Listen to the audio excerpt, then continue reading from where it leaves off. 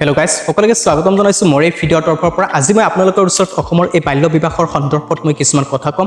আপোনালোকে সেই পইণ্ট কেইটা মনত ৰাখিব আৰু আগন্তক আপোনালোকে এই পইণ্ট কেইটাৰ সৈতে কাম কৰি নিজৰ সৈতে আৰু 10জন ছোৱালীক তেওঁলোকৰ এটা সুন্দৰ লাইফ দিবৰ কাৰণে চেষ্টা কৰিব বা সুন্দৰ এটা জীৱন দিবৰ কাৰণে চেষ্টা কৰিব। হয় গাইজ, বাল্য বিবাহ আমাৰ সকলোৰে একচেপ্টেবল নহয়, কাৰণ বাল্য বিবাহে বহুত মানুহৰ জীৱন ধ্বংসলৈ গতি কৰিছে বা বহুত মানুহৰ জীৱন ধ্বংস হৈ গৈছে। সো ইতিমধ্যে যদি আপোনালোকে মেডিকেল ৰিপৰ্ট যদি চাই তেতিয়াহ'লে চাব পাৰিব কেনেকুৱা ইয়াৰ যি বিসংগতি, এই বিসংগতিটো আপোনালোকে লক্ষ্য কৰিব পাৰিব। সঁচাকৈ গাইজ, এনেকুৱা বাল্য বিবাহৰ ফলত আমাৰ অসমৰ বহুত যুৱক যুৱতী নিজৰ যি প্ৰাপ্য স্বাস্থ্য তথা নিজৰ যি প্ৰাপ্যৰ যি নলেজ ইয়াৰ পৰা তেওঁলোকে বঞ্চিত হৈছে।